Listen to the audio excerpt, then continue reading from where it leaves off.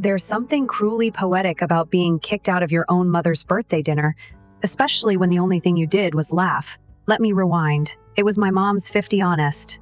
We were all crammed into my parents' over-decorated dining room, my younger sister Tessa, our dad, a handful of aunts and cousins, and of course, the birthday girl herself. The cake looked amazing. The food smelled like home, and for a few blissful minutes, everything was fine. And then my dad opened his mouth. "Tessa's really pulling it together this year," he announced, raising his glass like we were all at some gala honoring her.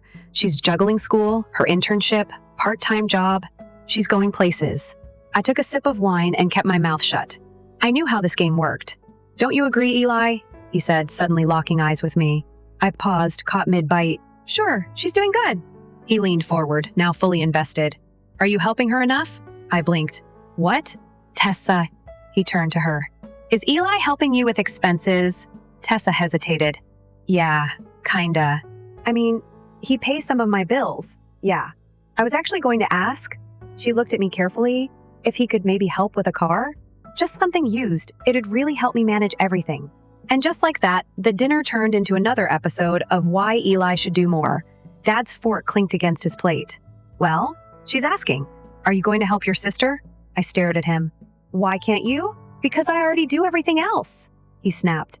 "I paid for her rent, tuition, groceries. What have you done lately?"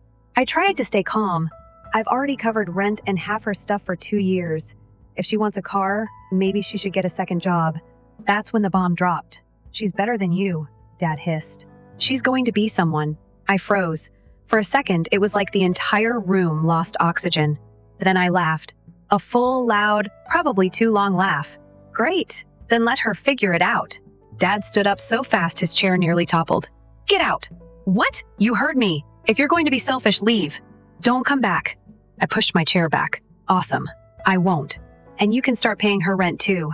"I will," he shouted as I turned toward the door. "Happy birthday, Mom," I called over my shoulder. I didn't slam the door behind me, but I wanted to. Upstairs, I sat in my childhood room, scrolling through memes like nothing had happened, while voices echoed downstairs. I didn't need to hear it. I knew the script. Mom would try to calm Dad down. Tessa would stay silent. The others would pretend it wasn't their business. The next morning, my phone rang. "Tessa." I let it ring once, twice, then picked up. "You're being ridiculous," she said, skipping hello altogether. "Are you seriously cutting me off like this?" I didn't reply. "You know I can't afford everything on my own. Are you joking right now?" Still silent. "Eli, seriously." I hung up. 10 minutes later, Mom was at my door, arms crossed, expression tired. "Eli, you have to fix this." "Fix what?" "Your father didn't mean what he said." "He was upset." I snorted. "He meant it."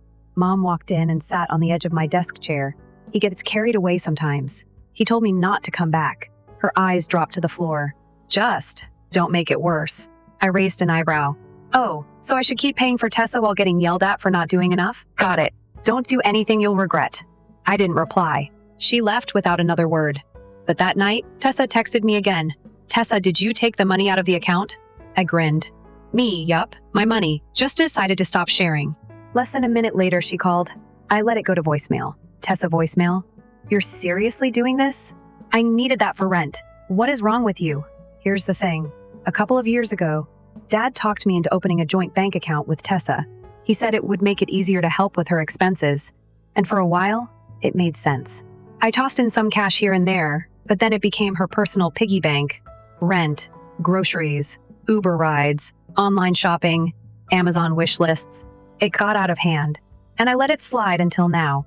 I drained the account, every dollar, then closed it. Next morning, text overload, missed calls. "Tessa." "Dad." "Tessa again." Then one that made me laugh out loud. "Tessa, I couldn't pay the rent." "What am I supposed to do?" "Me," asked Dad. He said he'd handle it. She didn't like that, but I turned my phone off. The next day, it was Mom again. "Your dad's here." I sighed. He was in the living room, arms crossed, fury radiating off him. "Fix this," he said. I leaned against the doorway. "What exactly needs fixing? Your sister's rent. Are you really going to leave her out on the street?" "Didn't you say you'd pay it? I didn't think it'd come to this." "Well," I said, "it did." Something in his eyes shifted. Anger gave way to smugness. "Fine. You want to play hardball? I'll handle it my way." "Meaning?" He didn't answer, just stormed out. 2 days later, I found out what his way meant. I got home from work. There was a for sale sign taped to the windshield of my old car, my very first car. The one I bought at 17 and left at my parents' when I moved out. Still technically mine. Now, being sold. Out of spite, I went inside, steam practically coming out of my ears. "Where's Dad?" I asked Mom. "He's not home." "Why? He's selling my car. You haven't used it in years. It's mine." She didn't argue. I stormed back out, ripped the sign off the windshield, and called Dad. "You selling my car? It's been sitting there for years. You obviously don't care. That's not your call. You left it here. It's on my property. You told me I'm not family. So why do you still feel entitled to my stuff?" That was it. That was the moment I realized just how petty he was willing to get. I hung up. Then I made a decision. If he wanted war, he was going to get it. I didn't wait. The next morning, I drove straight to my parents' house before anyone was awake. I still had a spare key to the car and didn't care if they saw me. It was mine. Always had been. I opened the door, slid into the driver's seat, and started the engine. It roared like it never left me. No hesitation, like it was waiting for me to come back. I pulled out of the driveway, not even bothering to check if anyone was watching. And sure enough, not 5 minutes later, my phone rang. Dad. I didn't pick up. Then the text came through. "Did you just steal from me?" I stared at it for a second, then smiled and typed, "Nope." I took back what's mine. A minute later, another call. "This time, Tessa." Against my better judgment, I answered. "What did you do?" she asked, her voice sharp, already panicked. "I took my car." "You stole it," she hissed. "It wasn't his to sell," I said. "He was trying to cash out for your rent, wasn't he?" Silence. She didn't even try to deny it. "You didn't have to do it like this," she muttered. "Why are you being so cruel?" I felt the frustration rising in my throat, but I swallowed it. "Cruel? You think I'm cruel because I stopped letting you and Dad use me like a debit card with no limits? That's what's cruel?" She went quiet again, then said, barely above a whisper, "I just don't know what to do now." I almost felt bad for her. Almost. But pity doesn't grow from years of being manipulated. "Figure it out," I said. "You'll survive." And I hung up.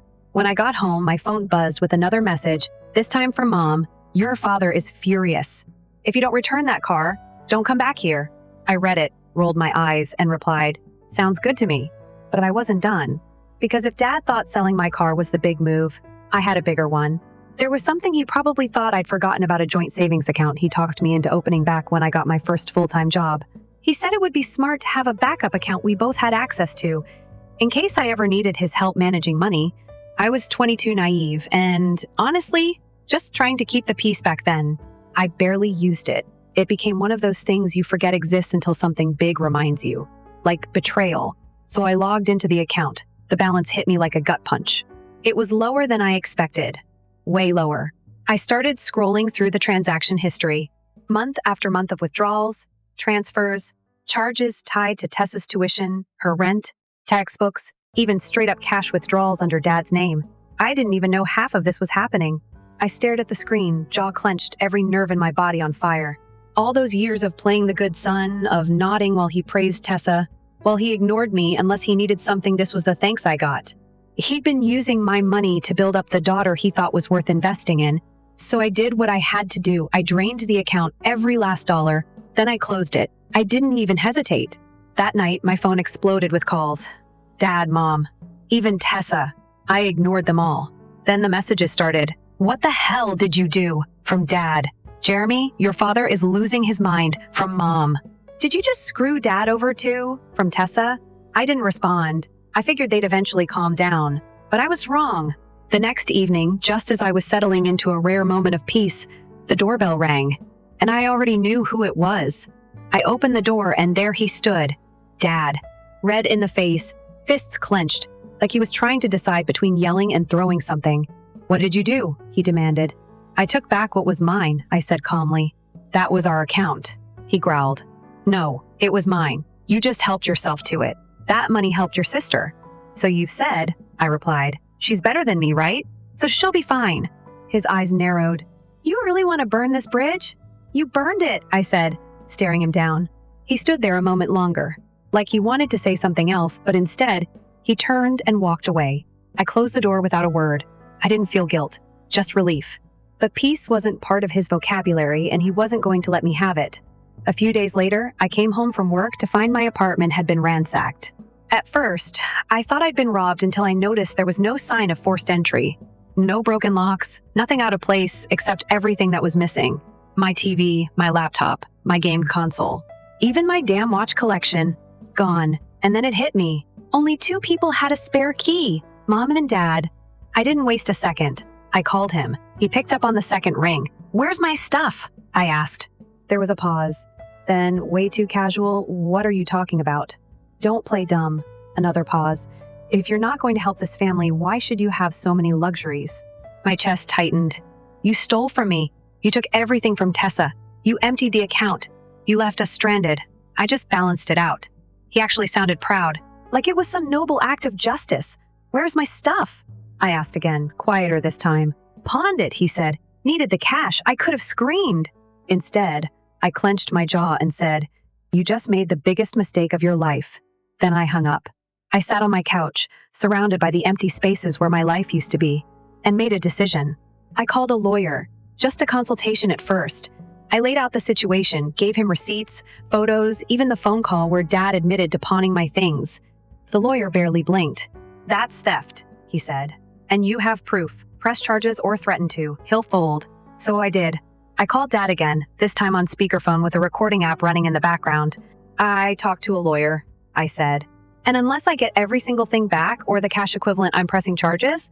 There was a pause, then a scoff. "You'd really call the cops on your own father? You're the one who stole from me. You think blood makes you untouchable?" Silence. "Then finally, I'll get the money." "1 week," I said, and hung up. 3 days later, he wired me every penny. I got receipts from the pawn shop for what they couldn't recover. It wasn't everything, but it was enough. And just like that, I was done. I put my apartment up for sale, found a new job in another state. 2 months later, I was gone. No goodbye, no note, just silence. For the first time in years, it felt like I could breathe. But of course it didn't last. 3 months later, out of nowhere, Mom called. I almost ignored it, but curiosity won. "Eli," she said, voice weary. "Tessa's pregnant." I blinked. Some guy from her class. He bailed. "She's alone." I leaned back and let that sink in. Tessa, the golden child, the one worth sacrificing everything for, pregnant, abandoned. "Well," I said, smiling, "she's better than me. I'm sure she'll be fine." Then I hung up. It had been months since I walked away from all of it. The noise, the guilt, the endless demands wrapped in disappointment. I'd moved across state lines, started a new job in a city where no one knew my last name, and for the first time in years, I had peace, real peace. I didn't check in. I didn't call home. I didn't get texts either. I figured that silence meant they'd finally let me go, but I should have known better. People like my family never reach out to apologize. They reach out when they need something. And right on schedule, the email came. No subject line, just, "Hey, can we talk?" I opened it and immediately saw who it was from Tessa. I laughed before I even read the body. It wasn't a surprise. The moment Mom told me she was pregnant and alone, I knew it was only a matter of time before she came looking. I clicked into it. The message was longer than I expected, full of half-hearted warmth and empty nostalgia. "I know we've had our differences," she wrote, "but we're still family. I'm really struggling right now. If there's any chance you could help me, even a little, it would mean so much." I stared at the screen, feeling absolutely nothing. Not anger. Not pity. Just that same dull detachment I'd learned to wear like armor. I didn't reply. I didn't need to. I marked it as spam and archived the thread. She didn't want reconciliation. She wanted relief.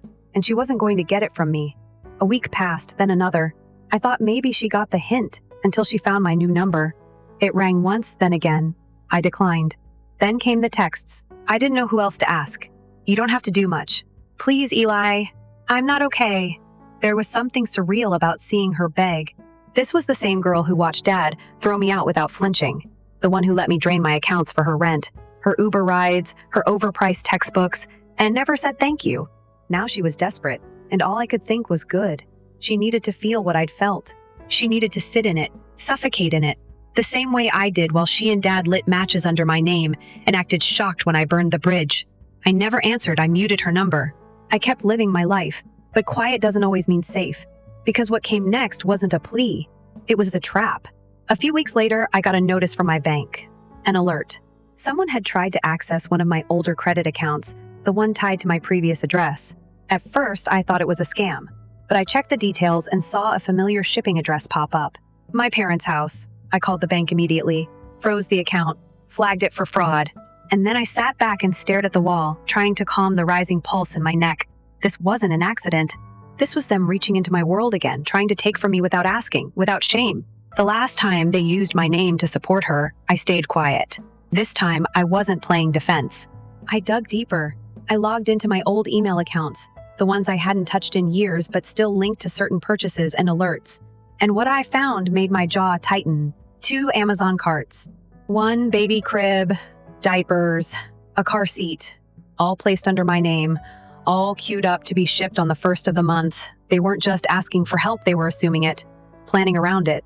Tessa had gone full circle, from spoiled to stranded to entitled again. I printed everything, order confirmations, timestamps, IP logs. I even called customer service to have the phone numbers linked to the accounts noted, just in case.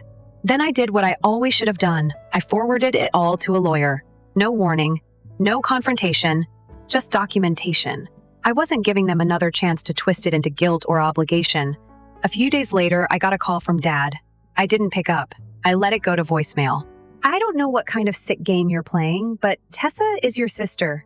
If she ends up in court because of this, that's on you. You think you're better than us now? Fine. But don't forget who gave you everything you had. That voicemail stayed in my inbox, untouched. I didn't even need to listen twice. I knew every word was laced with the same manipulative poison he always used when he felt cornered. The truth is, he gave me nothing. Every job I had, I got myself. Every bill I paid, I earned the money. Every hand I extended to Tessa, I did it out of decency, not debt. But apparently, decency has a shelf life in our family. The next day, I sent one final message. Not to Tessa, not to Dad, but to Mom. You raised a daughter who learned how to take. You raised a son who finally learned how to stop giving. I won't press charges. But if anything like this happens again, I will. And I won't be warning you next time. I didn't wait for a response. I blocked all their numbers, changed my banking passwords, removed old addresses, ordered a new phone plan. I cut every wire they could tug on. I knew it might not stop them, but it would make it harder. And that was enough. I was done being the easy target. I wasn't going to be the emergency contact, the fallback fund, the guilty brother who always caved. They wanted to play the family card now? Too late. That deck was already burned. Over the next month, things finally went quiet again. No more emails, no more calls.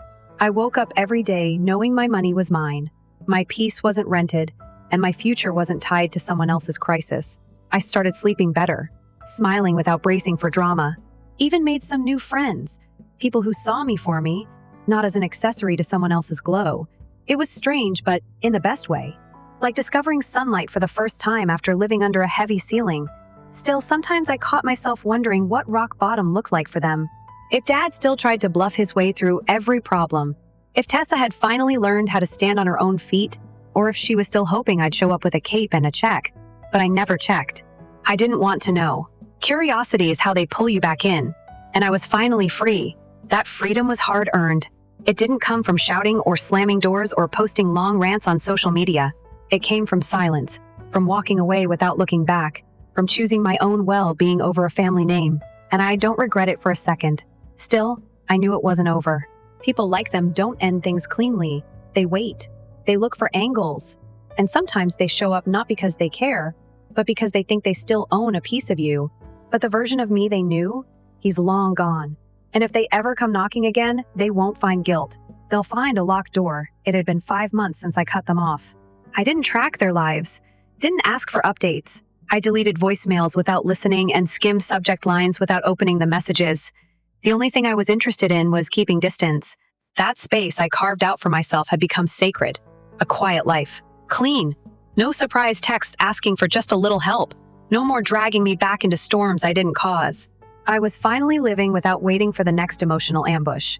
Until one Friday afternoon, I walked out of work, turned the corner to the parking lot, and saw her, Tessa, standing by my car like she'd been waiting for hours. Same brown hair pulled into that effortless bun she used to toss up in the morning. But now she looked tired. Not just in the physical sense, but like someone who had run out of plans and pride. My first instinct was to turn around, pretend I didn't see her, vanish into the crowd, and call LYFT. But something about her face froze me in place. It wasn't guilt or fear, it was resignation. She wasn't here to fight. She was here because she had nowhere else to go. "Eli," she said, voice small like it had to pass through a wall of shame to get to me. "How did you even find me?" I asked, walking past her toward the driver's side. "Mom," she answered quickly, like she knew I wouldn't like it. "She had your work address from before. I didn't know what else to do. So you showed up," I said, unlocking the door. "That's the plan now? I'm sorry," she whispered. I turned to look at her. That phrase had always come so easily from her mouth, but this time, something about it hit different. She wasn't crying. She wasn't pretending. She was just standing there, holding a backpack like she was a kid who missed the school bus and didn't know where else to walk. "I messed up, I know. I pushed too far. Dad pushed too far. You don't owe me anything. But I'm alone. I'm broke. And I'm scared all the time now." I didn't answer. I opened my car door, got in, and sat behind the wheel. The air inside was warm, stale from sitting in the sun, but it felt safer than standing out there with all that history hanging between us. She didn't move, just stood beside the car with that same slouched posture I remembered from the night she bombed her first college exam and didn't want to admit it. "I don't expect anything," she said after a long pause, "but I wanted to tell you I'm sorry before I disappear too." Something about those words caught me. Disappear? I'm moving. Out of state. Friend of a friend offered me a place to crash. Said I could maybe work at the diner she runs if I get there in time. It's 3 buses and a train away. I'm leaving tonight, I looked up. "So why come here?" She hesitated. "Because I didn't want to go without owning it. All of it. What I did. What I let Dad do. What I expected from you. It wasn't fair. It wasn't right." I just thought. Her voice cracked and she shook her head. "I thought I was entitled to your help because that's how it always was." I nodded slowly. "It always was, until I stopped letting it be." "Yeah," she said. "And I deserved that." She took a step back, slinging her bag higher onto her shoulder. "Anyway, that's all. You don't need to forgive me. I just didn't want you thinking I didn't get it." She turned, started walking toward the edge of the lot. I didn't say anything, I just watched. Her figure got smaller, swallowed by the people and noise and passing cars, and for a second I felt something twist in my chest. Not guilt. Just the weight of finally hearing what should have been said years ago. I started the engine. Drove home in silence. That night, I didn't sleep. Not well. Her words kept echoing, not because I wanted them to mean something, but because it felt like the first time she'd ever truly seen me. Not as a backup plan, not as a wallet, as a person. Still, I didn't reach out. She made her choice. She wanted a new life. Let her build it.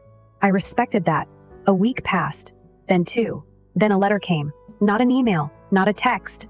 An actual letter, handwritten and folded carefully in an envelope with no return address. The handwriting was unmistakable Mom's. I sat on the couch for 10 minutes before I opened it. Part of me wanted to throw it away, let it rot like the bridges they burned, but curiosity is a dangerous thing. I opened it. The letter wasn't long, just a few paragraphs. But every word carried the weight of years she never acknowledged. "Eli," it began, "I know you probably don't want to hear from me. And I get that. I've let a lot happen that I shouldn't have. I stood by too often. I watched things unravel and convinced myself staying neutral was safer than speaking up. But I see now that silence is a choice. And mine hurt you. I don't expect forgiveness. I just want you to know I see it now. I see you." I set the paper down, stared at the ceiling for a moment. It's strange how healing can come in the quietest forms. Not grand gestures, not loud apologies. Just someone finally admitting they were wrong. I didn't write back. I didn't have the energy for another chapter with them. But I didn't throw the letter away either. It stayed tucked in the drawer with old photographs and receipts from a life I no longer lived. I kept moving forward. Work was good. I started traveling more. I got back into photography. I even made a friend group, real ones, not the kind who smile because they share your last name, but the kind who ask how you are and wait for the real answer. I was finally building something mine. From scratch, one choice at a time. And then, just when I thought the past had finally settled, another message found me. This one wasn't from family. It was from a number I didn't recognize. I almost deleted it on instinct, but something in me clicked on it. One line, that's all it said. "He's in the hospital. Thought you should know. I didn't need to ask who he was." There was only one person in my life who would be mentioned like that, without a name. I stared at it for a long time, tried to feel something, anything, anger, concern, grief, but all I felt was tired. Not physically. Soul tired. The kind that settles into your bones after carrying burdens too long. The kind that knows going back means dragging that weight with you. I didn't respond. I turned off my phone, went for a walk, listened to the wind, the hum of passing cars, the soft beat of my own feet on the pavement, and I told myself something I knew was true. I am not required to show up just because they failed me before. I am not obligated to reopen wounds just because they're finally starting to bleed. And most of all, I am not the villain in their story just because I chose to leave it. That night, I slept better than I had in months. Not because I felt nothing, but because I knew that feeling something didn't mean I owed them anything. They wanted a chapter where I came back, where I sat beside a hospital bed and forgave everything like it had never happened. But my story moved on without them. I didn't need a reunion. I needed peace. And this time, I was keeping it. A few days after the hospital message, I got another one. This time from Tessa. No intro. No fluff. Just, he keeps asking for you. I didn't reply. I sat with the message, watching the screen go dark, then light up again with a second text. You don't have to come. I just thought you'd want to know. That's all. That's all. As if those 3 words erased everything. As if they balanced the scales. As if 5 years of being treated like I was disposable could be undone because the man who called me selfish was suddenly facing his own limits. I deleted the thread. I didn't block her. I wasn't angry. Just done. I went through my day like normal, focused on the small things.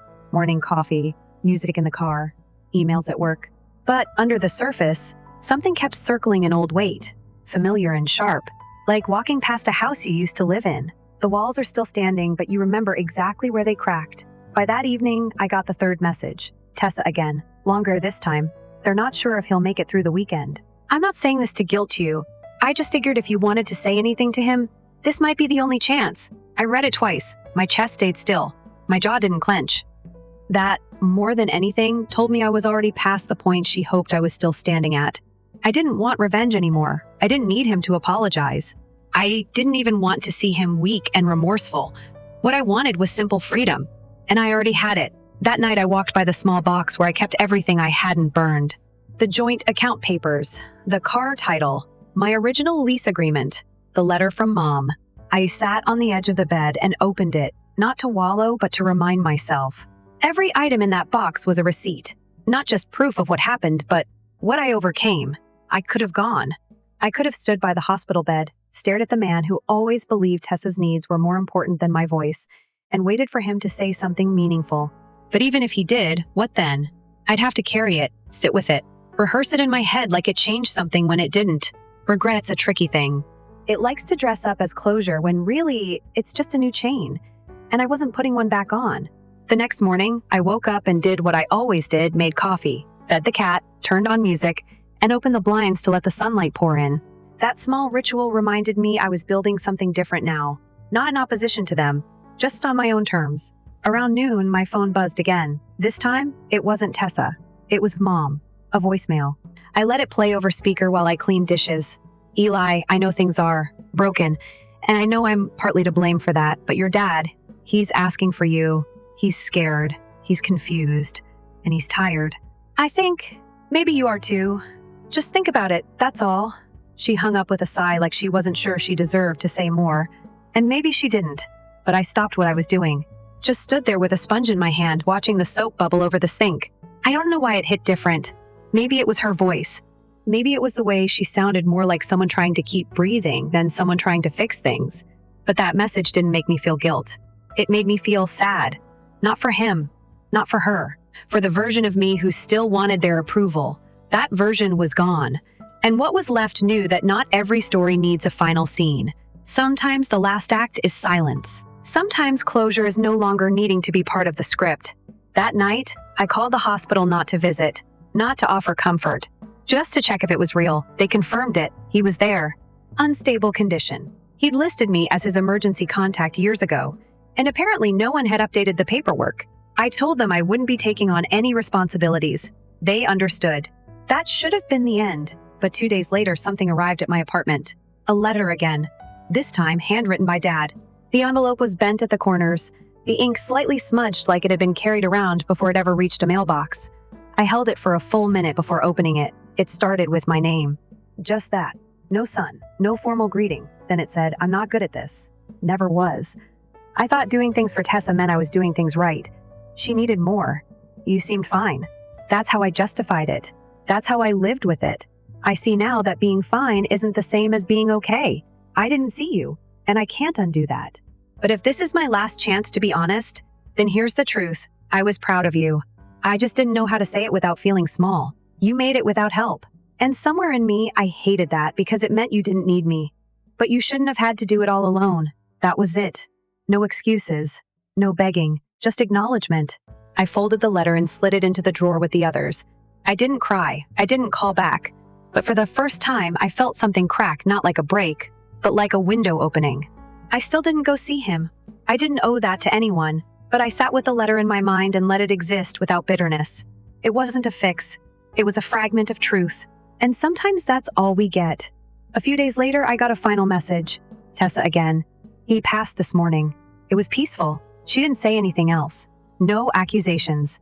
No guilt. Just that. I replied for the first time in months. Thanks for letting me know. She responded with a single emoji. A heart. It didn't fix anything. But it also didn't feel like another ask. Just a quiet ending. No one asked me to attend the funeral. I assumed they knew I wouldn't. I lit a candle in my apartment that night. Not for him. For me. For the kid who kept showing up, hoping someone would notice. For the young man who kept giving until he had nothing left. For the adult who finally chose himself. I watched the flame flicker in the dark and said nothing. Just sat with the silence. Because sometimes that's the only ceremony we get. And honestly, it was enough. After the candle burned out, I didn't feel any sudden wave of relief. There wasn't some movie-style moment where the ghost of my past vanished in the smoke. It was quieter than that. Like an old knot finally loosening on its own. I didn't call anyone. I didn't open old photos or replay childhood videos. I just got up the next morning, made coffee, and continued my life. And that in itself was the victory. That I didn't crumble. That I didn't feel hollow. That I could keep living without the pull of what-ifs or could-have-beens. The world didn't stop because he died. And that realization wasn't cold, it was clarity. Because for years, I thought I needed closure with a capital C. A big sit-down, final confessions, a chance to be understood. But sometimes the cleanest ending is choosing not to chase one. Over the next few weeks, I got a few scattered messages. One from a cousin I hadn't heard from since college. Hey, I heard about your dad. Just wanted to say sorry for everything. Didn't realize how bad it got. I didn't reply, but I appreciated it in a distant way. Like someone placing a flower on a path I already walked past. Another from Tessa, just a simple update. I made it to the new city. The baby's doing okay. The job's not great, but it's something. Hope you're good. That one took me a few minutes to process. Not because it reopened anything, but because it felt so normal. Like she'd finally stopped looking at me like a safety net and started seeing me as a person outside the role. I replied simply, glad to hear you're safe. Take care. That was it. No questions, no offers, no digging. Just a gentle line drawn between what was and what now is. I started traveling more after that. Nothing dramatic. Just road trips. Forests, ocean air, quiet places with space to breathe. I took photos again. Not for social media, not for validation, just for myself. To capture the stillness that had become mine. Peace is a funny thing. You think it'll feel like a celebration, like fireworks or applause. But it's more like a deep exhale you didn't know you were holding. It's walking into your own apartment and not bracing for anything. It's making dinner for one and realizing that it's enough. That you are enough. People sometimes ask about my family. The ones here, the ones I've met since the move. They're curious. They assume I'm close to someone's siblings, parents, a cousin who checks in. And I just say, we're not really in touch anymore. Most people nod. Some ask why. I just tell them, it got too heavy. That's usually all it takes. No need for details. The people who understand, they don't need a breakdown. The ones who don't, they usually change the subject. And honestly, I'm fine with that. Because what matters isn't that they know everything. What matters is that I do. I know what I survived. I know what I built. I know what I walked away from and what I walked toward. I used to think letting go meant giving up. That walking away made you weak. But I know better now. Letting go is strength. It's choosing peace over permission. It's accepting that some people won't ever see you the way you deserve and leaving anyway. It's not slamming the door. It's just quietly locking it and throwing away the spare key. I still have the letters, the receipts, the old documents. They're tucked in a small fireproof box at the back of my closet. Not because I plan to use them, but because they're part of the story. I don't look at them often. Sometimes on quiet nights, I'll pull out one of the old photos.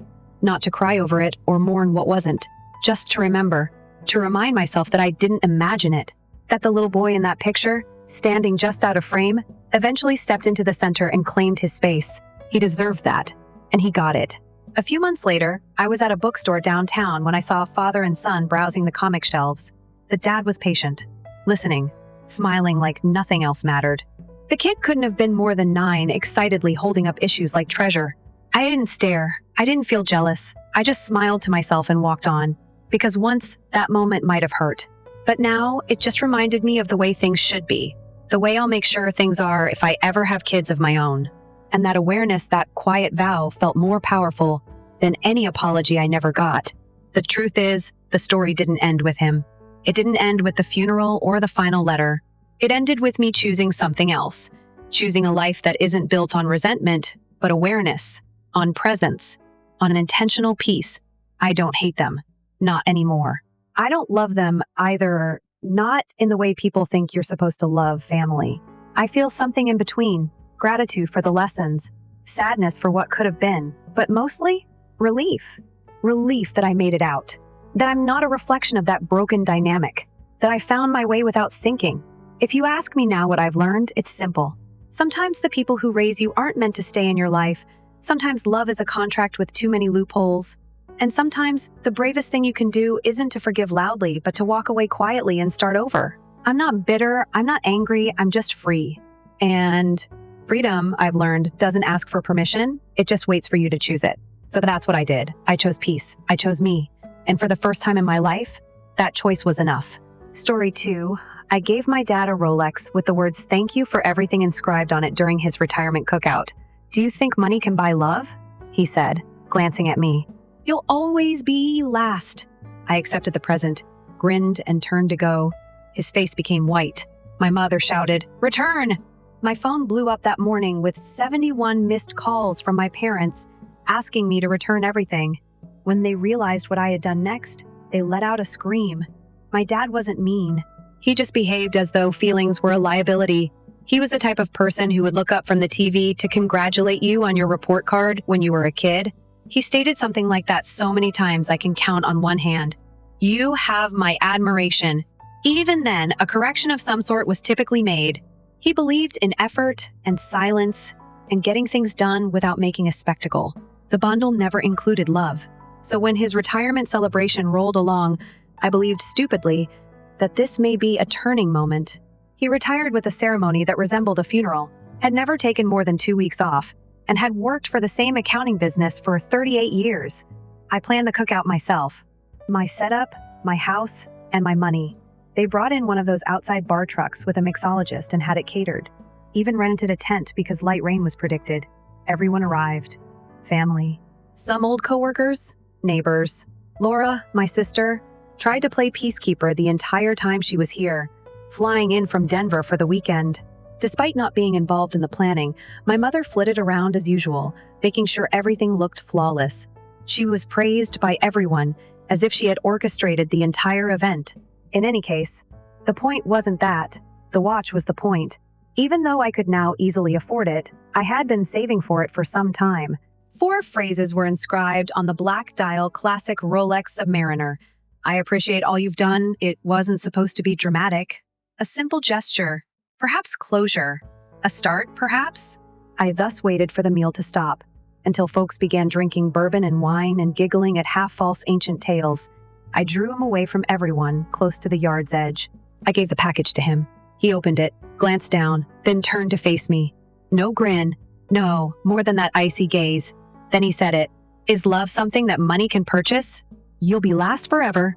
He only said that, like it was true, as if I were some stranger in a pawn shop attempting to purchase his attention. I didn't respond. I just extended my arm, retrieved the package, and then turned around. I crossed the yard without bidding anyone farewell. At first, I didn't even hear my mother scream. Not before I had opened my vehicle. I woke up to 71 the following morning. There were 17 voicemails from this phone call. The first few were filled with my mother's voice, demanding that I return the watch, the lunch money, and everything else. At the end, my dad's voice was expressing how unappreciative he was of me for embarrassing him in public. I then attempted to make him laugh by claiming that I was constantly attempting to use my wealth to be a hero. I didn't return his call, not on that particular day. Not after what I did the next Monday, which began like most Mondays do. Coffee in hand, laptop open, feigning to respond to emails as the events of the weekend hung over me like a second roof. On that particular day, I had no major plans. I believed that I just let the calls scream into thin air. One voicemail, however, altered everything. It was my dad's voice, as composed as ever just before he gets nasty. He responded, "You humiliate me in front of those who actually matter. If you believe you can just toss money about and rewrite who you are in this family, I didn't realize how lost you were. It was the decisive moment." When I was attempting to earn my position years ago, I opened a second bank account for her and logged in. Since the beginning, I had been discreetly covering her mortgage as a 6-month favor. During the difficult time, it eventually became permanent. They stopped asking how it was paid. They stopped pretending to be appreciative. They were unaware that I retained ownership of everything. The only one in complete control was myself. Over the years, I gradually increased my buffer until it was sufficient to cover nearly a year's worth of payments. If anything went sideways, I took out 46 grand that morning, and money was instantly deposited to my personal account. After that, I informed the mortgage firm over the phone that I was no longer liable for the payments. Give it to the original borrowers to solve. I was questioned whether I was certain by the man on the phone. My mother had learned by the end of the afternoon. She began sending texts. The tone swiftly shifted. Confusion first, then rage. After that, I heard from her for the first time in a long time. "Be afraid of the home. You weren't really going to let them steal the house," according to one message. I didn't respond. I took a stroll. 3 voicemails from my uncle, 1 from Maura, and a fresh email from my dad's title were waiting for me when I returned. "We need to discuss." Someone buzzed at my flat at 8 a.m. the next day. I didn't respond. 10 minutes later, there was a knock on the door. I looked at the individuals. My mom was the one.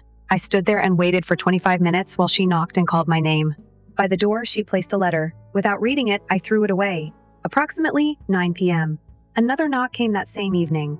2 brief knocks. I feared it may be her once more. This time, perhaps Laura. No, it wasn't. The man outside appeared to be a former strip mall security guard. Gray pants and a black jacket. It's the type of face you forget until he starts asking questions in your hallway. He made no introduction. After a moment of staring, he said, "Your dad sends his regards." Then he turned to go. Not a threat, only a message. I discovered new marks on my lock the following morning, as if someone had attempted to pick it but wasn't in a rush. An elderly, more inquisitive neighbor named Tom informed me he observed someone inquiring what time I often come home. "The man wasn't friendly," he said. That afternoon, I reported it to the police. I listed everything. The visit and the lock's damage. The attack. However, I made a last addition that completely altered the situation. I identified the individual I had seen to the police. It wasn't a guess. He was someone I knew from my father's retirement celebration. He was not unfamiliar. Everyone assumed that he was one of those former coworkers who had simply come to wish him well. He hardly spoke, having been sipping whiskey. It turns out that no guest list included his name. Everything changed when the officer confirmed that the man knocking on my door wasn't just a drunk trying to get in. Up until a few years ago, he was a licensed private investigator. He now works in the gray area, primarily for clients who didn't want their questions answered. Although the officer would not say it directly, the tone was unmistakable. He had witnessed others use this kind of man in an attempt to intimidate the family into compliance. The implication? He had been paid by my father to probe me and shake me up. And possibly worse. The part that made me laugh, though, was that he had previously paid my ex-girlfriend Olivia a visit. It had been more than a year since we last spoke. Everything had ended well. No animosity. Just after the cops departed at midnight, she texted me.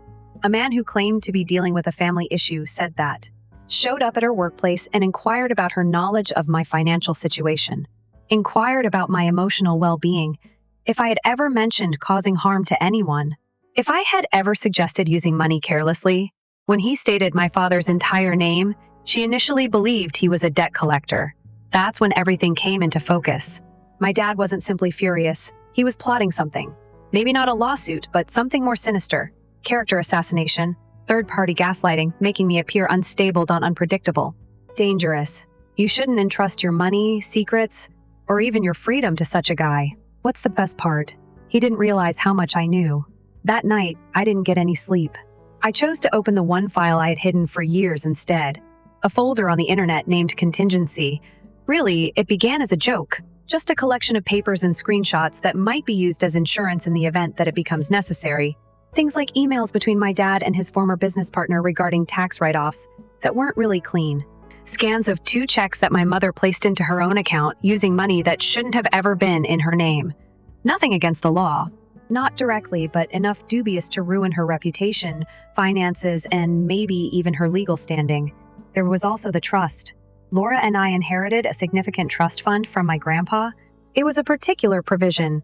When we turned 30, it would be 50-50ths, unless one of us was clearly incapable of handling the money. What? Nobody was aware. Not even Laura, was that after our grandfather died, I was appointed as a temporary trustee. Temporary power can be transferred to a third party if necessary. However, no one ever altered it. I remained the leader. It was never touched by me. Not necessary. However, I discovered a problem when I began reading the sentences. Laura ought to be unharmed, simply sitting there. However, it wasn't. Over the course of 3 years, around $120,000 had been transferred. Not directly, but through covert transfers using invoices from non-existent businesses labeled administrative expenses. Even a few gifts to organizations whose websites appear strangely blank. The work on the program was shoddy. Finding out exactly where the money was going took me 2 hours. All the paths went back to my parents, to pay for their luxury mortgage, auto improvements, and even a botched real estate flip in 2020. They had been embezzling Laura's fortune. They weren't only stealing from me. Their daughter, who continued to answer the phone when they called, was the victim of their theft. With backups, screenshots, transaction logs, and dates, I organized everything neatly and made it easy to understand.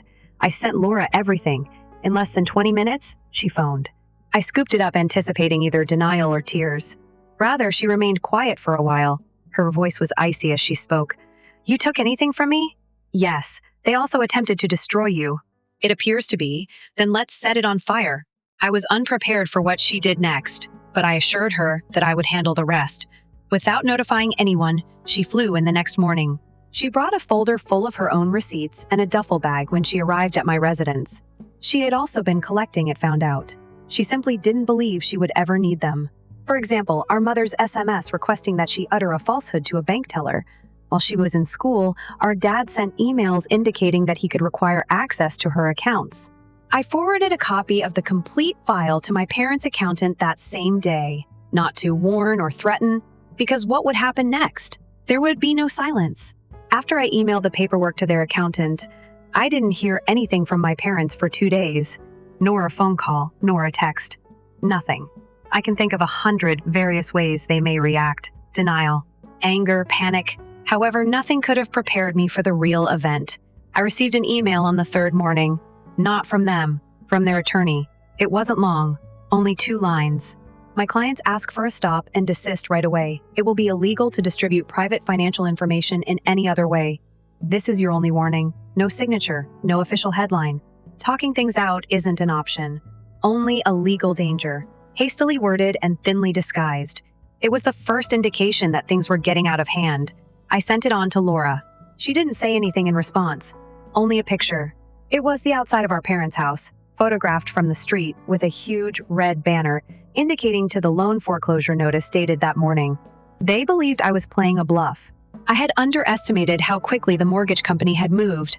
My guess they were in default before I even withdrew my money. The clock ran out when they ceased using the time that my money had purchased them. They have no savings to support them, no contingency plan. They no longer live at the house where they used to lecture me. However, what transpired that same day was what truly devastated me. Laura visited the residence. I didn't find out till later, most likely because she was aware that I would have attempted to stop her. She knocked. Mom replied. She claims that for about a minute, our mother stood there in complete quiet, as if she couldn't decide between slapping her and hugging her. Then, without a word, our father materialized behind her, simply gazed at her as if she were a ghost. At last, he said something. "He's broken, and so are you." Later, Laura informed me she didn't flinch. She handed him a copy of the trust documents, pointed to the bottom line, and posed the question, "How do you believe this ends?" "My father's face would seem as though someone had flicked a switch," she remarked. Then, without warning, he took a seat. Didn't shout, didn't dispute. just sat there and started rambling about how he constructed everything from nothing, how he was unable to comprehend pressure, how ungrateful and pampered we were. It ought to have ended there. But my automobile was broken into later that evening. Nothing was stolen by them. Not the pair of sunglasses in the glove box. The laptop I foolishly left in the back seat, that is. They left something instead. It was an envelope. There was only one picture inside. Me. 2 days prior, I had left my apartment to be picked up from across the street. 3 words in handwriting I didn't recognize were written on the back. You overreached yourselves. I gave Laura a call. I informed her that I would be lying low for a few days while I was out of town. She made no hesitation at all. Said she will follow suit. It meant something to each of us. Money was no longer the only factor, or retaliation, or respect. It had changed into something else. Moreover, it would be illegal for my parents to carry out their current plans. That evening, I packed my things, shut off my phone, and headed north, kept the location a secret.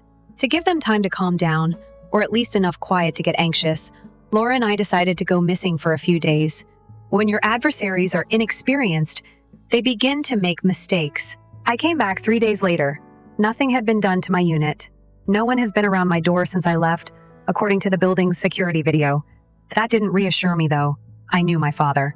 This wasn't going to be noisy.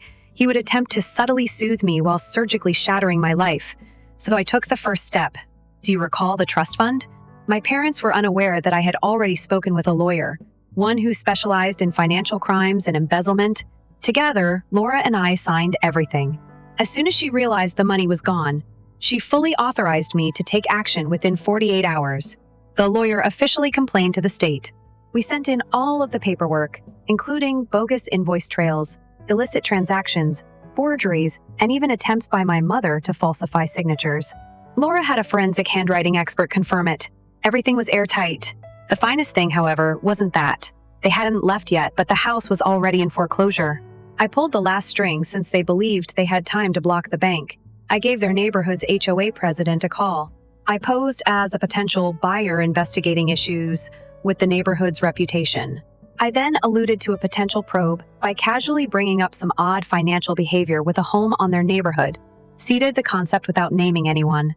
They received a formal request from the HOA board 2 days later. I anticipated their panic. Status was more important to them than anything else. They would be crushed if their financial troubles were to seep into the community more than their family or money. Laura gave me a call the next day. She said that our father had left 2 messages after attempting to phone her. He wasn't shouting. He implored. They were losing everything, he claimed. The humiliation they were receiving. People were muttering that they needed assistance. Laura remained silent. I just got the voicemail from her, so I did what I had to do. Initially, I shared the tale anonymously on the internet. Nothing that has anything to do with us. Just a comprehensive story of a family that squandered their children's trust fund and, after public disgrace, hired a private investigator to stalk their own kid. It took off right away. People began to speculate and leave comments. Some even made educated guesses as to which city it was set in. I received a private message from a local reporter asking if I would want to speak. Yes, I replied. Next, I included a picture, the same one I had left in my car. I phoned as I was leaving my flat. I told the reporter everything. Everything, not just the cash or the PI, even the dangers. I received an email from the same attorney who had previously won me the case 2 days after the story was published. They are thinking of filing a libel complaint. A sentence was written back by me. Encourage them to give it a try. In court, I'll see them. For the first time in weeks, my mother called me the next morning. She didn't shout. She made no threats. She sobbed. They were being monitored, she claimed. She stated they'd lost everything. And I told her the truth. I wasn't done yet. The stillness grew deafening once the piece went viral. Hi visits are over. Threatening mailings are over. My parents vanished from the internet.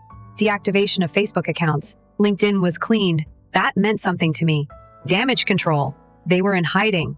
The issue with concealing, though, is that people start searching more when they can't locate you. People were also observing. 3 days later, the reporter followed up. A major network had picked up the story, he claimed. They intended to make a program about family financial treachery. On one condition, I agreed. Until I gave them the all clear, they had to keep the names confidential. As all of this was happening, Laura discovered something else. Something we had failed to notice. Another account for escrow. This one was concealed under a shell LLC. that was established 3 years prior and linked to a company name that none of the family members had ever heard of. Although Laura and I were named as legacy stakeholders, it was officially in my father's name. Before our lawyer looked into it, the term had no meaning. It came out that the second account had been utilized as a siphon. Through this phony corporation, my father had been siphoning off funds from our original trust and hiding them away like a secret bunker.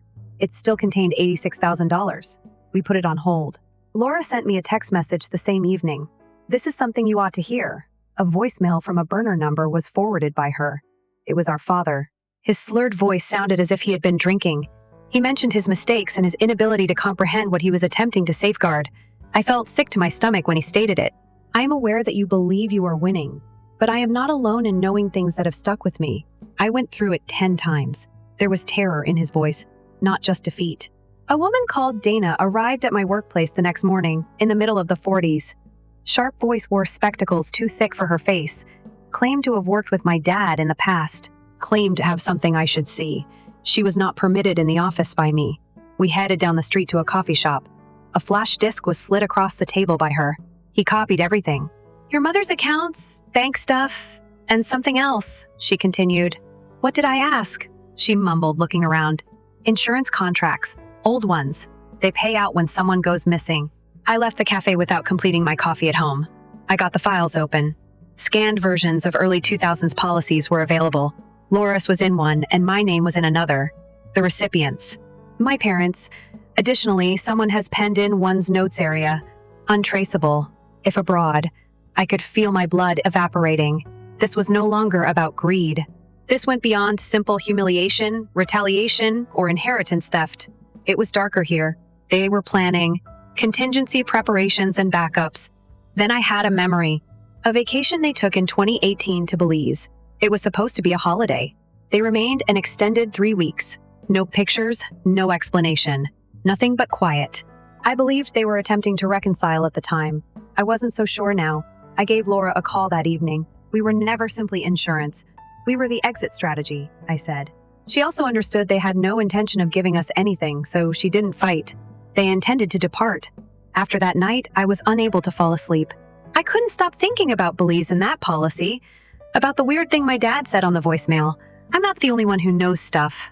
My thoughts wandered to areas I didn't want to visit. Did they ever give it much thought? About making money? Acting? Beginning again? I didn't trust them to water a plant at that point, even if I didn't want to believe it.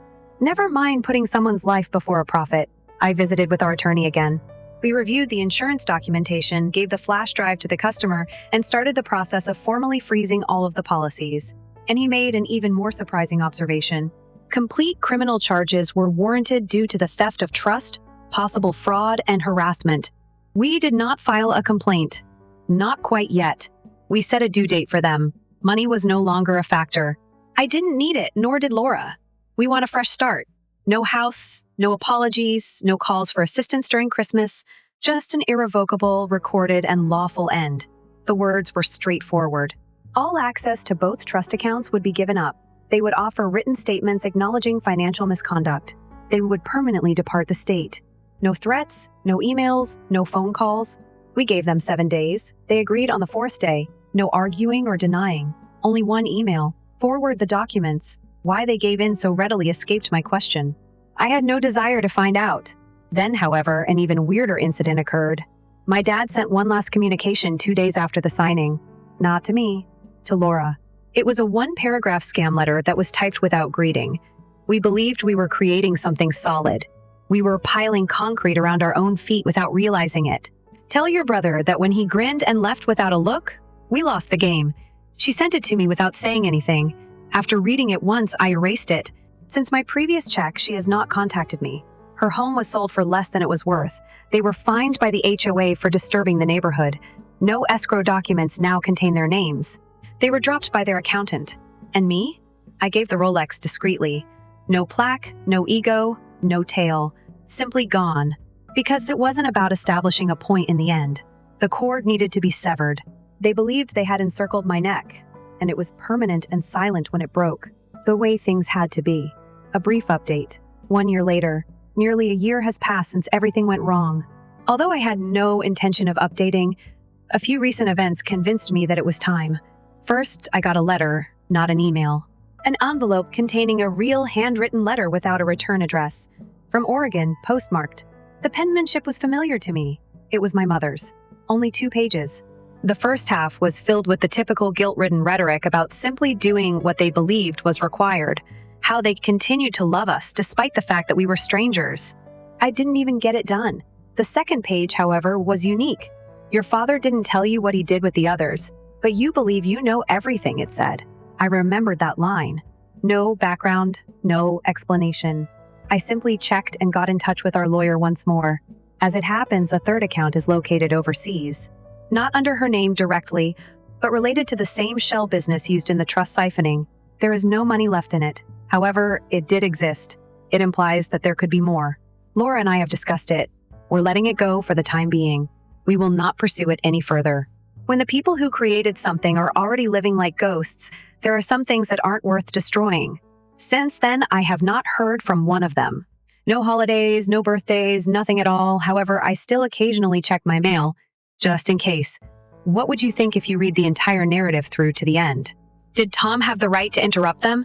Should he have gone any further or held back? What about the previous letter? Was there something more behind it? Leave a comment with your thoughts. What would you have done about it? And did you find the narrative captivating? To ensure you don't miss the next one, make sure to like, subscribe, and enable alerts. This is not the only source of this. Story 3. Due of my golden sister's vacation, my parents did not attend my baby shower. You are not a true family like she is. My mother responded. We need that. All right. Anticipate the repercussions. They attempted to take $3,000 out of my card that same day, I claimed. I deleted every account they were able to access, mailed out the electric bill, and stopped all automatic payments. My mother phoned constantly for 2 hours, but it was too late. I went above and beyond. I'm John, and I used to believe that I was merely the least talkative of my siblings and didn't require as much care. Admitting the truth took a long time for me. The favorite was never me. Not even close. From the beginning, my sister Amy was the best of the best. The cheerleading of straight A's. Nursing school. Spouse of a physician. There was nothing she could do wrong. And I was somehow to blame if she did. I was the supporting role in my own home as I was growing up. In a state science fair, I recall placing second. My father questioned me about why I hadn't taken first place. After Amy once prepared a salad for supper, they suggested that she compete on MasterChef, but I persisted. I was hired for a good cybersecurity job. We had a peaceful, secure life together when I met a wonderful woman who genuinely appreciated me for who I was. I had an epiphany when she became pregnant. Perhaps this was going to be the turning point, I thought. That perhaps they would come for me this time. We scheduled a baby shower for March 8. The parents of my wife volunteered to host it in their backyard. They put up decorations, hired a caterer, hired heaters in case it got chilly. Their family was excited in a way I wasn't used to. Weeks before advance, they texted us to inquire what we needed, if a registration existed. In essence, her uncle was a one-man construction company. He constructed a wooden changing table and made the 3-hour drive to deliver it. A month before to the shower, I called my parents. I informed them of the time, date, and location. The night before taking a shower, they claimed to check their diary. My mother had remained silent. I asked her via text to be sure. We'll see, she said. Perhaps Amy and I have plans. It depends. That was it. I kept it to myself because I didn't want to ruin the mood, even though my stomach turned a little. On the day of the shower, guests began to arrive, smiling, bringing gifts, and embracing my wife as though she were already a member of their family. The garden had a stunning appearance. Pastel balloons, streamers, and an enormous dessert table. With the exception of the 2 empty seats set aside for my parents, everything should have been ideal. Just to make sure, I made one attempt to call. No response. Amy uploaded a picture to Instagram 10 minutes later. Drinks in hand, she and my parents were at a beach resort. It said in the caption, "A true family holiday at last. Much needed time spent together." I spent a lot of time looking at the caption. My wife's mother sighed over my shoulder and didn't say a word. She just rubbed my back once and walked away. I sent the photo to my mother. No text, no explanation, just the photo. She replied within minutes. She's a real family, unlike you. We need that. That sentence burned like all the other things I tried to ignore over the years. It just snapped into place. I showed the message to my wife, and she didn't even look surprised. Just hurt. I sent a message back. All right, wait for the consequences. And I meant it. A few hours later, I got an alert from my bank. Someone had tried to withdraw $3,000 from one of my joint accounts. That's when it all started to crystallize. They weren't just emotionally absent, they were leeching off me. This account was originally set up to cover things around the family home when they were between jobs. They never stopped using it, so I sat down at my desk and started cutting the wires. I closed every account they had access to: checking, savings, credit cards, streaming services, utilities. I called every company and removed myself as a cosigner. I changed passwords they didn't even know I remembered. I printed out the utility bill and put it in the mail with a sticky note that said, "You owe me $312.48. Pay up." 2 hours later, my phone started ringing. Calls from my mom. Next, my father. Then Amy. I didn't respond. I didn't need to because this was just the beginning and I had a lot more to do. The next morning, they blew up my phone as if their lives depended on it. I ignored every call, every voicemail. My mom sent a series of texts, starting with, "What the hell are you doing?" and quickly escalating to, "You've always been ungrateful and we've sacrificed so much for you." Classic. My dad finally sent one saying, "We need to talk face to face." So I texted back, "I agree. Come to the house." Noon.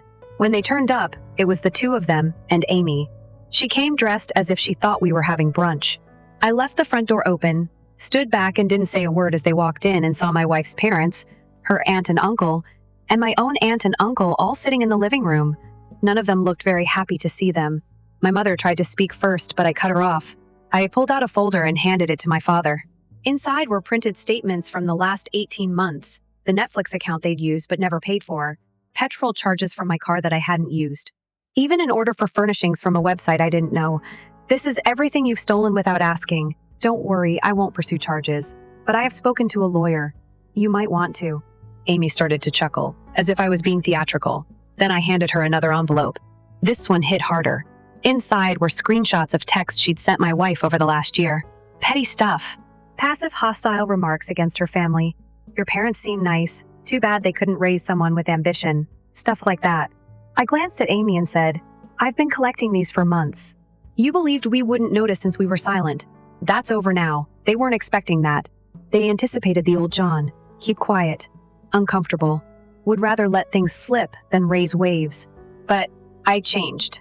That's what fatherhood does. They are no longer welcome in our house," I informed them. My mother tried to disagree, saying I was ripping the family apart. "Your son is building something new," observed my wife's father, who is typically the commerce person in the group. "All you're upset about is that you're not involved." After that, I assumed they would depart. However, they didn't. My parents left, leaving Amy behind. "I don't deserve this," she muttered as she sat down. That she had no intention of hurting anyone. For a second, I could tell. She believed she could turn it to her advantage. I didn't argue at all. I just gave her the third envelope. There's something about this one that she certainly wasn't anticipating. Copies of an old email exchange between my dad and a man named Tom C., who was later identified as Amy's husband's clinic partner. In summary, my dad was attempting to use his connections to persuade Annie's husband to invest in a fraudulent software business that he was attempting to establish with one of his former drinking partners. The emails were filled with false information, claims of large profits, and references to John's business as though I had some sort of involvement. She became pallid. "You're not the only one having receipts," I simply mentioned. Most people would have been satisfied if she had simply stood up and walked away without saying anything more. I had another idea though, and it was already in action, so I wasn't finished. They had never anticipated this. I had a small surprise in my pocket that had to do with their house and had been there since last Christmas. My dad's sister called me 3 days following that encounter. She was upset. With my parents, not with me. Before I could hear their version of events, they apparently attempted to phone all of their relatives after leaving my house to explain what had transpired. I had a meltdown. I had emotional instability. I was being dominated by my wife. Above all, I was attempting to ruin the family name. The name of the family? We act as though we're the Rockefellers. If my aunt hadn't called to inform me that my mother had truly accused me of embezzling from my own family, I wouldn't have even understood what they were saying. Something inside of me exploded at that moment. I had previously had a chilly sense of satisfaction when I interrupted them, but now it simply felt like decay. I continued to refer to it as family because I didn't want to think it was anything else, even though it had been festering for years. Amy showed up at my job the next day. She demanded to speak with me as soon as she entered the foyer, acting as like she owned the space. There was a family emergency. The receptionist informed me by buzzing. She grabbed me aside when I got downstairs and told me that I needed to bring things under control before my mother had another panic attack since they were getting out of control. I inquired as to whether Mom had experienced an episode prior to or following her attempt to deplete my account. Amy didn't respond. She just stated that I would find a way to put things right if I truly cared about my family. I understood then that she wasn't attempting to make anything better. She was striving to keep the image intact. Not for me. For her, not even for our parents. She had 10s to go, I informed her. Or, I make a security call. She gazed at me as if I'd talked in another language, like I was speaking to her for the first time as someone who didn't know her anything. I spent more than an hour sitting by myself in my car that night before getting inside. I was unable to get rid of this burden. It seemed as if I was mourning folks who were still living. I was sitting on the back porch looking at nothing when my wife discovered me. She made no inquiries. She simply sat next to me and bided her time. I guess I attempted to grab something from them that they didn't have to offer, I finally stated. What do you mean? She questioned. Love, I said. Respect. Everything. I believe I have been pursuing it as though it were mine, and they've just forgotten. It was never mine, though. I understood then that most of my adult life had been formed by this hunger, striving to get them to notice, to say I'd done well, to be proud. To them, however, I was not a son. I was a substitute. A substitute. They turned against me after realizing I had nothing left to offer. I should have found closure after coming to that revelation, but I didn't. I became even more irate. So I called again. I called Tom, Amy's spouse's business associate. He had gotten in touch with me months prior, believing I was involved in the software pitch, and I still had his phone. My father had prepared. He responded immediately. I suggested that he examine a few items, particularly any emails concerning my dad, because I had a hunch that something was up at his clinic. Despite his shocked tone, he responded, Okay. We hung up, and until Amy's husband arrived at my door 2 days later, I didn't give it much more thought. Alone? No, Amy. He also had the appearance of someone who had just discovered a bomb hidden in the garden. Eric, Amy's husband, stood at my door as if he was in shock at his own presence. I hadn't seen him without Amy in years. He was always quiet and courteous, the kind that spoke too little and smiled too much. However, he appeared to have aged 10 years in a single day. Come in, he said. I moved out of the way. He didn't take a seat. He sat in my living room and stared around as though the walls were closing in on him. At last, he said, I've been looking through the clinic files. All of the documents that Tom and I signed during the past year. There were some things that I didn't like. He stopped and gave me a look. You were named by your father as a silent participant in a medical billing scheme that transferred money to a third party. That part I already knew. Amy was the one who set up the next sentence, which caught me off guard. I was completely stopped by that. It began little, he told me. Only a few more service charges added to the patient's bill. Nobody took attention. Larger charges then began to seep in. Amy dismissed it as a glitch in the updated program when Tom pointed them out. As it happens, it wasn't a bug, it was a prelude. They were linking my identity, my LLC, and my credentials, the majority of which were out of date from several years ago when I worked as a freelance consultant, into a system they believed no one would challenge since I was in the technology industry. Eric had recently learned that more than $60,000 had passed through accounts he was unfamiliar with, and it all pointed to my father and Amy. I was informed that it was only temporary. It was just to pay off some debt your parents were drowning in, he added. I questioned him about the reason behind his statement. I caught his attention. Since I don't want to go down with her, I believe she's going to throw you under the bus. Then he was gone. I made no attempt to stop him. Trying to comprehend that my own sister had truly committed fraud in my name, I just sat there looking at the wall. The next day, a letter arrived from a law firm. No email. It wasn't a call.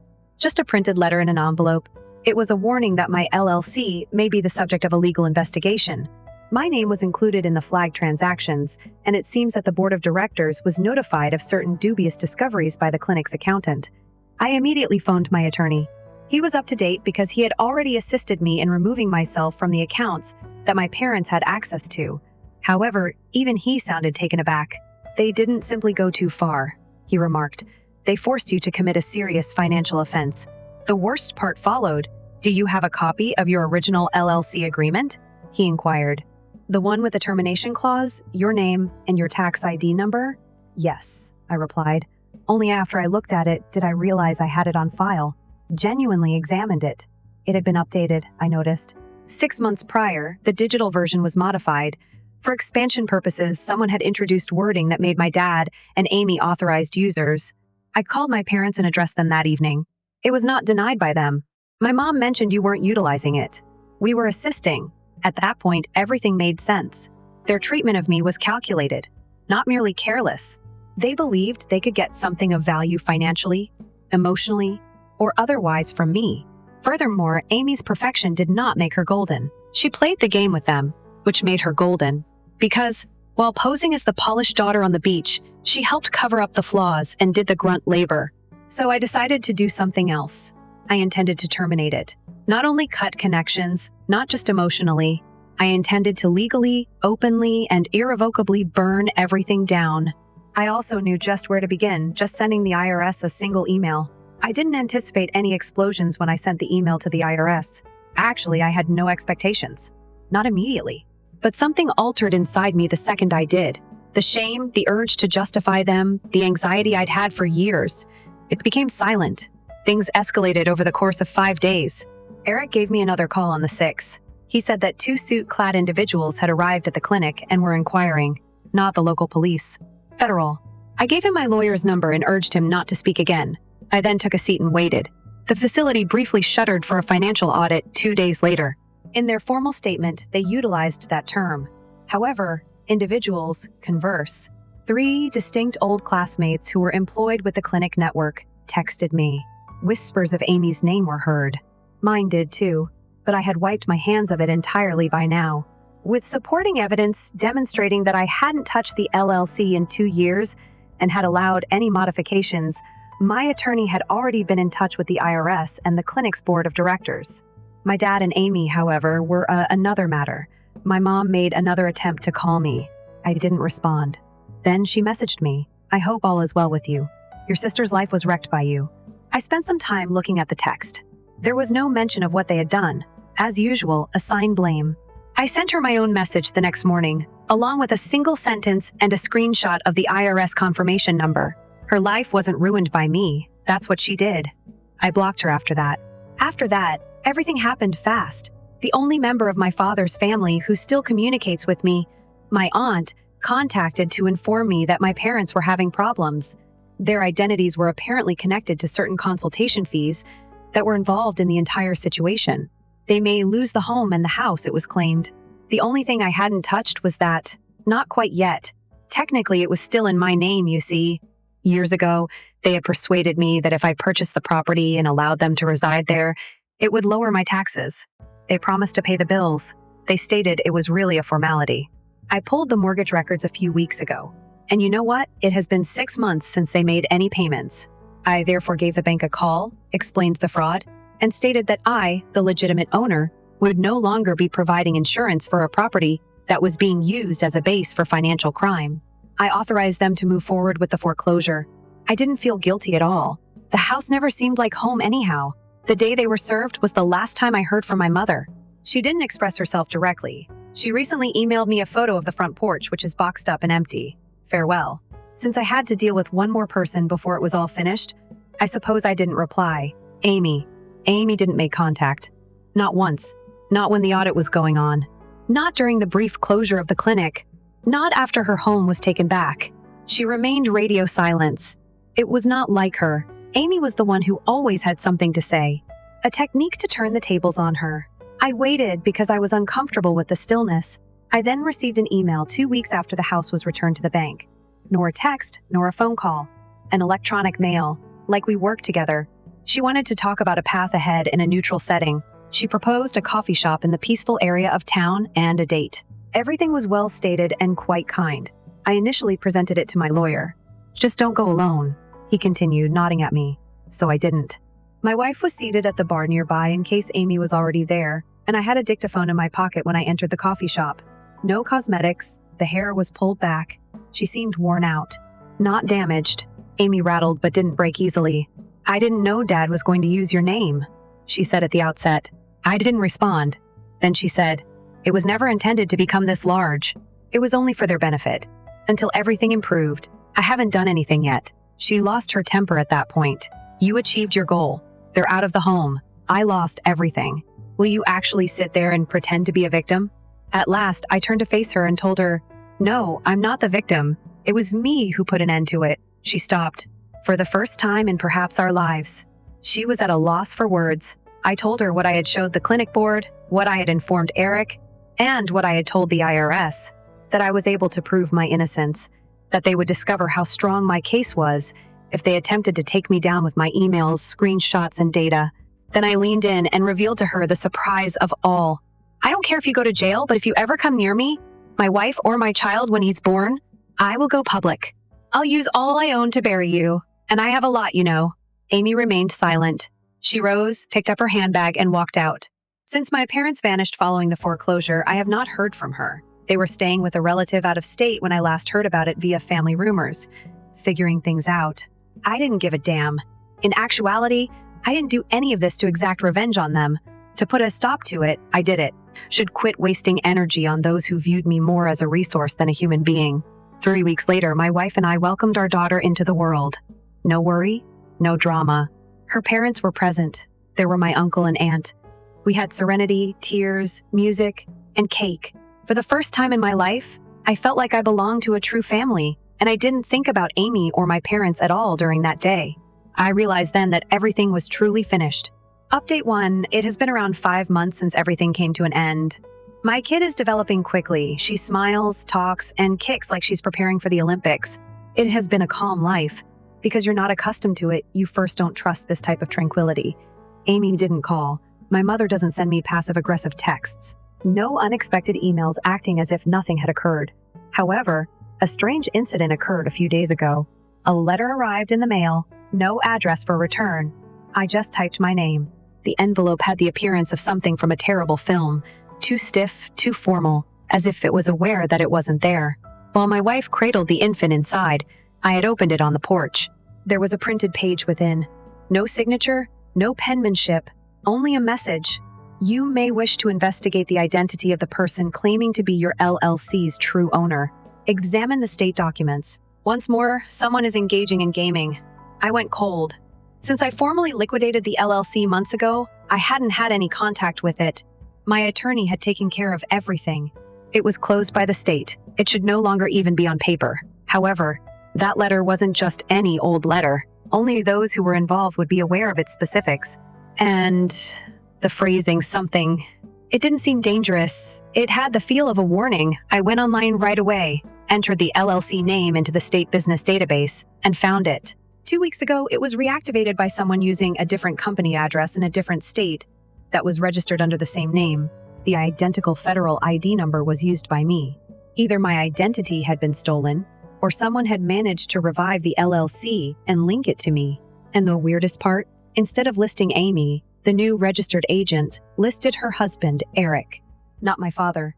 I have yet to give him a call. I haven't told my lawyer, but I have concerns because either Eric was never the victim he claimed to be, or he is attempting to mend things behind Amy's back, and I will soon discover which. What do you think if you've read this far? Do you think the letter came from an outsider or a member of the family? What do you suppose that USB drive contains? And Ari, who the devil is she? I would want to know what you think. Leave your theories in the space provided below. Who is telling lies? What do you believe happened next, and who is playing whom? And if you loved this narrative, or you've been following the logs since the beginning, don't forget to like the video. To ensure you don't miss what's next, press the notification bell and subscribe to the channel.